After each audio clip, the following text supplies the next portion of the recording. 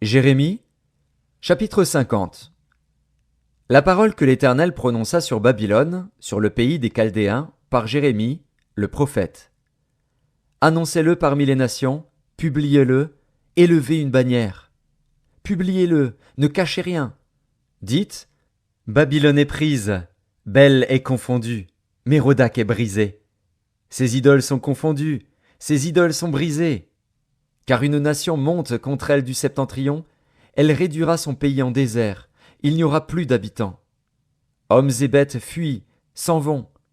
En ces jours, en ce temps-là, dit l'Éternel, les enfants d'Israël et les enfants de Juda reviendront ensemble. Ils marcheront en pleurant, et ils chercheront l'Éternel, leur Dieu. Ils s'informeront du chemin de Sion, ils tourneront vers elle leur regard. Venez, attachez-vous à l'Éternel, par une alliance éternelle qui ne soit jamais oubliée. Mon peuple était un troupeau de brebis perdues. Leurs bergers les égaraient, les faisaient errer par les montagnes. Elles allaient des montagnes sur les collines, oubliant leurs bercailles.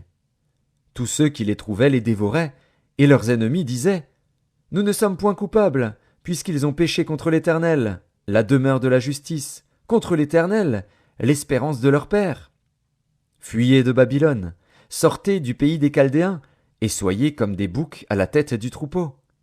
Car voici, je vais susciter et faire monter contre Babylone une multitude de grandes nations du pays du septentrion. Elles se rangeront en bataille contre elle, et s'en empareront. Leurs flèches sont comme un habile guerrier, qui ne revient pas à vide. Et la Chaldée sera livrée au pillage. Tous ceux qui la pilleront seront rassasiés, dit l'Éternel. Oui, soyez dans la joie, dans l'allégresse, vous qui avez pillé mon héritage. Oui, bondissez comme une génisse dans l'herbe, hennissez comme des chevaux fougueux. Votre mère est couverte de confusion, celle qui vous a enfanté rougit de honte. Voici, elle est la dernière des nations, c'est un désert, une terre sèche et aride. À cause de la colère de l'Éternel, elle ne sera plus habitée, elle ne sera plus qu'une solitude. Tous ceux qui passeront près de Babylone seront dans l'étonnement et siffleront sur toutes ses plaies. Rangez-vous en bataille autour de Babylone, vous tous, archers. Tirez contre elle, n'épargnez pas les flèches, car elle a péché contre l'Éternel. Poussez de tous côtés contre elle un cri de guerre. Elle tend les mains, ses fondements s'écroulent, ses murs sont renversés. Car c'est la vengeance de l'Éternel. Vengez-vous sur elle, faites-lui comme elle a fait. Exterminez de Babylone celui qui sème, et celui qui manie la faucille au temps de la moisson. Devant le glaive destructeur, que chacun se tourne vers son peuple, que chacun fuit vers son pays. Israël est une brebis égarée, que les lions ont chassée. Le roi d'Assyrie l'a dévoré le premier, et ce dernier lui a brisé les os, Nebuchadnezzar, roi de Babylone. C'est pourquoi ainsi parle l'Éternel des armées, le Dieu d'Israël. Voici, je châtierai le roi de Babylone et son pays, comme j'ai châtié le roi d'Assyrie. Je ramènerai Israël dans sa demeure.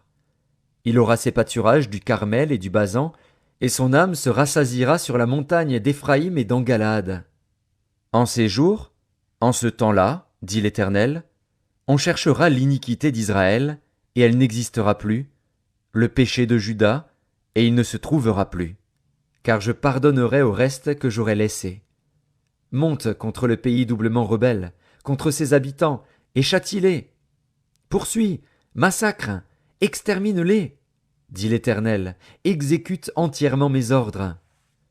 Des cris de guerre retentissent dans le pays, et le désastre est grand. Et quoi? Il est rompu, brisé, le marteau de toute la terre. Babylone est détruite au milieu des nations. Je t'ai tendu un piège, et tu as été prise, Babylone, à l'improviste. Tu as été atteinte, saisie, parce que tu as lutté contre l'Éternel. L'Éternel a ouvert son arsenal, et il en a tiré les armes de sa colère. Car c'est là une œuvre du Seigneur, de l'Éternel des armées, dans le pays des Chaldéens. Pénétrez de toutes parts dans Babylone, ouvrez ses greniers, faites-y des monceaux comme des tas de gerbes, et détruisez-la, qu'il ne reste plus rien d'elle. Tuez tous ces taureaux, qu'on les égorge. Malheur à eux, car leur jour est arrivé, le temps de leur châtiment. Écoutez les cris des fuyards, de ceux qui se sauvent du pays de Babylone pour annoncer dans Sion la vengeance de l'Éternel, notre Dieu, la vengeance de son temple. Appelez contre Babylone les archers, vous tous qui maniez l'arc. Campez autour d'elle, que personne n'échappe. Rendez-lui selon ses œuvres. Faites-lui entièrement comme elle a fait. Car elle s'est élevée avec fierté contre l'Éternel, contre le Saint d'Israël. C'est pourquoi ces jeunes gens tomberont dans les rues, et tous ces hommes de guerre périront en ce jour, dit l'Éternel. Voici, j'en veux à toi, orgueilleuse, dit le Seigneur, l'Éternel des armées, car ton jour est arrivé, le temps de ton châtiment. L'orgueilleuse chancellera et tombera, et personne ne la relèvera. Je mettrai le feu à ces villes, et il en dévorera tous les alentours. Ainsi parle l'Éternel des armées. Les enfants d'Israël et les enfants de Juda sont ensemble opprimés. Tous ceux qui les ont emmenés captifs les retiennent, et refusent de les relâcher. Mais leur vengeur est puissant, lui dont l'Éternel des armées est le nom. Il défendra leur cause, afin de donner le repos au pays et de faire trembler les habitants de Babylone. L'épée contre les Chaldéens, dit l'Éternel, contre les habitants de Babylone, ses chefs et ses sages. L'épée contre les prophètes de mensonges, qu'ils soient comme des insensés. L'épée contre ces vaillants hommes, qu'ils soient consternés. L'épée contre ses chevaux et ses chars, contre les gens de toute espèce qui sont au milieu d'elle, qu'ils deviennent semblables à des femmes. L'épée contre ses trésors, qu'ils soient pillés.